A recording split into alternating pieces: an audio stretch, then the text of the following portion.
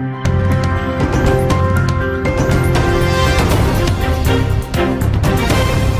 बहुत बहुत स्वागत है। आज आप लोगों के लिए बहुत ही महत्वपूर्ण और ज़रूरी जानकारियां निकल कर आ रही हैं। सरकार ने लॉकडाउन 4.0 लागू कर दिया है।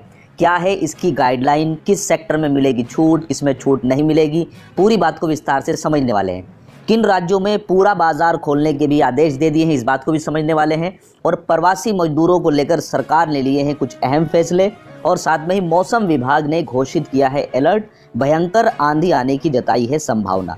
कोरोना वायरस को लेकर भी एक बड़ी अपडेट निकल कर आ रही है, और इसी के साथ 10वीं और 12वीं की जो परीक्षाएं हैं उसको लेकर भी एक बड़ी अपडेट निकल कर आ रही है। इसके अलावा भी इस वीडियो में है बहुत कुछ। अगर आप चैनल पर पहली बार आए हैं तो चैनल को सब्सक्राइब ज़रूर कर लीजिएगा। दोस्तों, कोरोना वायरस का प्रकोप दिन प्रतिदिन बढ़ता ही जा रहा है। तो पहले एक बार जान लेते हैं कि अभी तक कोरोना का क्या स्टेटस चल रहा है। तो यहाँ पर अगर हिंदुस्तान की बात कर रहे हैं तो अभी 95,664 केस जो है वो कोरोना वायरस के मिल गए हैं, और इसी के साथ 3,025 लोगों की इस वायरस की वजह से मौत हो गई है, और 36,795 लोग रिकवर भी हो गए हैं, ठीक भी हो गए हैं।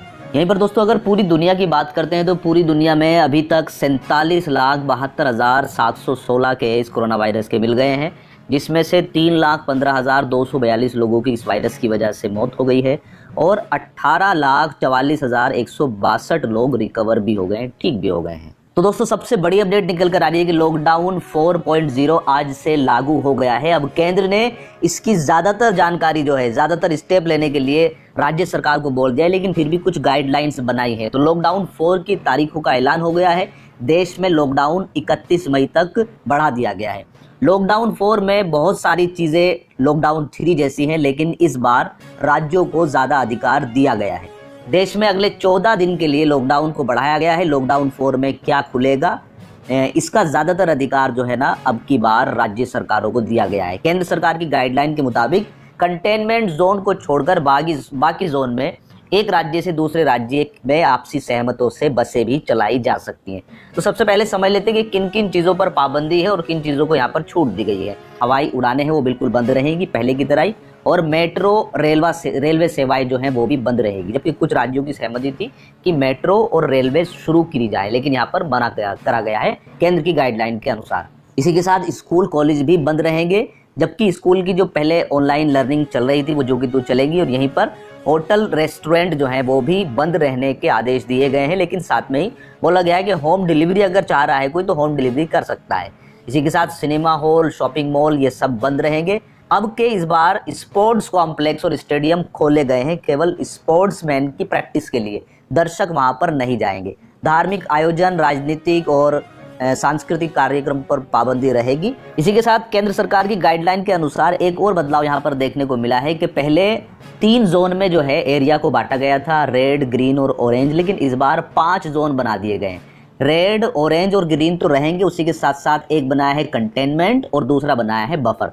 ये कंटेनमेंट जोन और बफर जोन है, ये रेड और ऑरेंज के बीच में लाकर रखा गया है। इन दोनों के बीच में ये काम करना शुरू करेंगे, और इसका जो अधिकार है इन 5 जोनों को बांटने का वो जिला अधिकारी को दिया है कि वो अपने अनुसार इसको जो है डिस्ट्रीब्यूट करेंगे, आपका जिला कौन से जोन में आ रहा है। इसी के साथ दोस्तों कुछ सरकारों ने केंद्र सरकार से पहले ही डिसीजन ले लिया था लॉकडाउन को आगे बढ़ाने का। तो यहाँ पर सबसे पहली पहल जो है पंजाब सरकार ने इससे पहले ऐलान कर दिया था कि हमारे यहाँ लॉकडाउन 31 मई तक बढ़ने वाला है। हालांकि पंजाब कोरोना के मामले में फिलहाल देश के 10वें नंबर पर आ रहा है, लेकिन वो कोई भी कोताही बरतना नहीं चाहता है। पंजाब में अभी कोरोना के करीब 2000 मामले हैं। सीएम अमरिंदर सिंह ने लॉकडाउन को बढ़ाते हुए अपनी तरफ से कई ऐलान किए। उनके मुताबिक पंजाब में 18 मई से कर्फ्यू नहीं, केवल लॉकडाउन रहेगा। तो यहाँ पर जो सीएम साहब का ऑर्डर है, उन्होंने बोला है कि छोटे व्यापारी, छोटे दुकानदार और व्यापारी दुकान खोल सकेंगे, और आवागमन जो बसों की सेवा है वो भी पंजाब में चलने वाली है। तो यहाँ पर लेकिन साथ में बोला है कि अपनी रेस्पॉन्सिबिलिटी को आवाम समझे, सोशल डिस्टेंसिंग का, मास्क का, इनका ख्याल रखे। इसी के साथ महाराष्ट्र सरकार ने भी केंद्र सरकार से पहले ही फैसला ले लिया था कि वो भी 31 मई तक इसको बढ़ाने जा रहे हैं। इसी के साथ महाराष्ट्र सरकार के मुताबिक लॉकडाउन 4 में ग्रीन, ऑरेंज जोन में ज़्यादातर रियायतें दी जाएंगी। ज़रूरी सेवाओं के अलावा कई दूसरी सेवाएं भी शुरू करी जाएंगी। तो यहाँ पर ग्रीन और ऑरेंज जोन में आपको ज़्यादातर कारोबार जो है खुला हुआ मिलने वाला है। साथ में ही राज्य सरकार ने राज्य परिवहन बसें चलाने का भी फैसला ले रही है। पूरी गाइडलाइन जो है वो बोला है कि आज हम सभी के सामने लेकर आ जाएंगे। इसी के साथ महाराष्ट्र सरकार ने मजदूरों को उनके राज्य भेजने का इंतजाम शुरू कर दिया है। रविवार को मुंबई के नजदीक मुंब्रा बाईपास के पास हजारों की संख्या में मजदूर जमा हुए, जिन्हें उत्तर प्रदेश और बिहार जाना था। राज्य सरकार ने राज्य परिवहन बसों की मदद के द्वारा उन्हें महाराष्ट्र और मध्य प्रदेश के बॉर्डर तक पहुंचाने का काम शुरू किया। इसी के साथ तमिलनाडु सरकार ने भी केंद्र सरकार से पहले ही 31 मई तक लॉकडाउन को बढ़ा दिया था और यहाँ भी बोला गया है कि पब्लिक ट्रांसपोर्ट अब खुल जाएगा और कारोबार, जो छोटे कारोबारी हैं, उनके लिए भी यहाँ पर राज्य में छूट मिलने वाली है। तो पूरी गाइडलाइन जो है आज दोपहर तक सामने जो है तमिलनाडु की सरकार भी लेकर आ रही है। इसी के साथ दिल्ली सरकार ने भी बोला है कि अब हमारी जो गाइडलाइन है वो केंद्र सरकार के अनुसार आज सभी के सामने आ जाएगी। यहाँ पर दिल्ली सरकार चाह रही थी कि मेट्रो परिवहन भी शुरू करा जाए, लेकिन केंद्र सरकार ने इसकी इजाजत नहीं दी है। अब देखना होगा कि दिल्ली सरकार का क्या रिएक्शन रहता है इसको लेकर। लेकिन दिल्ली में आपको ज्यादातर छूट देखने को मिलेगी। कारोबार सुचारू रूप से चलाने का ऐलान जो है ना केजरीवाल सरकार ने पहले ही कर दिया है और आपको बसें, टैक्सी, बाइक जो है इनका आवागमन दिल्ली में अब देखने को मिलने वाला है। इसी के साथ रेलवे मंत्रालय ने भी लॉकडाउन 4.0 को लेकर अपनी प्रतिक्रिया दी है और बोला है कि हमारे विभाग में ट्रेनें नहीं चलेंगी। कुछ स्पेशल ट्रेन, श्रमिक स्पेशल ट्रेन और दूसरी स्पेशल ट्रेन है वो, साथ में ही पार्सल सेवा और मालगाड़ियों का ही परिचालन हो पाएगा। इसके अलावा पैसेंजर ट्रेन, एक्सप्रेस वगैरह ये लॉकडाउन 4 में नहीं चलने वाली हैं। इसी के बीच लॉकडाउन 4.0 को लेकर उत्तर प्रदेश के मुख्यमंत्री योगी आदित्यनाथ जी की भी प्रतिक्रिया आई है और आज उनकी मीटिंग है, उसमें पूरी गाइडलाइंस वो सामने रखेंगे कि राज्य में किस सेक्टर में छूट दी जाएगी और किस में छूट नहीं दी जाएगी। यहीं पर दोस्तों झारखंड से एक अच्छी खबर निकल कर आ रही है किसानों के लिए कि किसानों के कर्ज माफी के लिए तैयारी शुरू हो गई है और 3 महीने में अब आपको जो किसान लोग हैं उनको राहत मिलने वाली है। झारखंड के छोटे और सीमांत किसानों के ऋण माफी की तैयारी शुरू हो गई है। लॉकडाउन के बाद कर्जदार किसानों को लोन से मुक्ति मिल जाएगी। अगले 3 महीने में किसानों का ऋण माफ करने की योजना बनाई जा रही है। इन किसानों में उन्हें शामिल किया गया है जो 50,000 रुपए तक का कृषि लोन लिए हुए हैं। इसी बीच दोस्तों एक बड़ी अपडेट निकल कर आ रही है 10वीं 12वीं के स्टूडेंट्स के लिए, जो छत्तीसगढ़ बोर्ड से जिन्होंने अभी परीक्षा दी थी, तो उनकी कुछ परीक्षाएं अभी रह गई हैं, जिसका वो इंतजार कर रहे हैं कि कब डेट शीट आएगी, हम उसकी परीक्षा में पार्टिसिपेट कर पाएंगे। तो यहाँ पर बोर्ड की तरफ से ऑर्डर आया है कि अब आपको परीक्षा में पार्टिसिपेट नहीं करना पड़ेगा, आपकी आने वाली परीक्षाएं नहीं होंगी।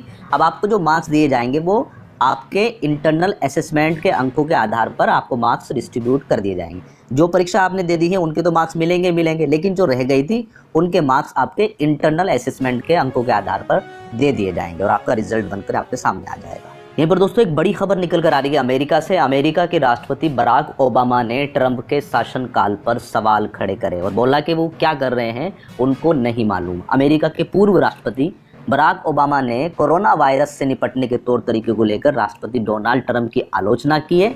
शनिवार को इस बारे में बात करते वक्त बराक ओबामा की आंखों में आंसू आ गए। इसी बीच बराक ओबामा ने जॉर्जिया में मारे गए लोगों की चिंता भी जाहिर की। उन्होंने कहा है कि इससे पता चलता है कि अमेरिका में अब भी कितना भेदभाव है। दोस्तों कोरोना की वैक्सीन बनाने के लिए ज़्यादातर देश पूरी कोशिश कर रहे हैं और कुछ देश का दावा ये भी है कि वो बहुत नज़दीक पहुंच गए हैं और कुछ ही समय के बाद वैक्सीन जो है वो सभी के लिए अवेलेबल हो जाएगी। यहीं पर अमेरिका की एक फार्मिस्ट कंपनी फाइजर का दावा है कि वो बहुत करीब पहुंच गया है वैक्सीन बनाने के लिए और लगभग आपको अक्टूबर में ये वैक्सीन देखने को मिल जाएगा। जी हाँ दोस्तों, यहाँ पर CNBC से बात करते हुए फाइजर के CEO और चेयरमैन अल्बर्ट बार्ला का कहना है कि अगर सब कुछ ठीक रहा तो उम्मीद करी जा रही है कि अक्टूबर तक वैक्सीन की लाखों खुराकों की सप्लाई हम यहां से करने वाले हैं। दोस्तों आपको बता देते हैं कि इस वैक्सीन की पहली डोज का इंसानों पर जो ट्रायल किया गया था वो 5 मार्च को जर्मनी में किया गया था। फाइजर इस दौरान 360 लोगों पर ट्रायल करने की योजना बना रही है। तो दोस्तों बढ़ते अपने मौसम समाचार की तरफ। मौसम विभाग ने अलर्ट जारी किया है कि बंगाल की खाड़ी से उड़ीसा और पश्चिमी बंगाल के तटीय इलाकों में 140 से 190 किलोमीटर प्रति घंटा की रफ्तार से आने वाला चक्रवात तूफान का असर बिहार, झारखंड और उत्तर प्रदेश के तटवर्ती क्षेत्रों में पड़ने की संभावना है। इसी के साथ अगले 24 घंटे के दौरान केरल, तटीय कर्नाटक और असम में मध्यम से भारी बारिश होने के आसार हैं और साथ में ही जम्मू कश्मीर, मुजफ्फराबाद, गिलगित बाल्टिस्तान, हिमाचल प्रदेश, उत्तराखंड में कुछ स्थानों पर हल्की जबकि 1-2 स्थानों पर थोड़ी तेज बारिश होने के भी आसार व्यक्त किए जा रहे हैं। इसी के साथ उत्तर पश्चिमी हिमालय, पश्चिमी बंगाल, सिक्किम, मध्य महाराष्ट्र, मराठवाड़ा, राजस्थान, उत्तरी पंजाब, छत्तीसगढ़, आंध्र प्रदेश और दक्षिणी पश्चिमी मध्य प्रदेश में 1-2 स्थानों पर हल्की बारिश होने की संभावना है। तो दोस्तों ये थे आज के मुख्य समाचार। उम्मीद करते हैं कि वीडियो आपको पसंद आई होगी। वीडियो पसंद आई है तो लाइक और शेयर कीजिएगा, और अगर चैनल को सब्सक्राइब नहीं किया है तो नीचे लाल रंग का जो बटन है उससे दबाकर सफ़ेद बना दीजिएगा, सब्सक्राइब भी कर लीजिएगा।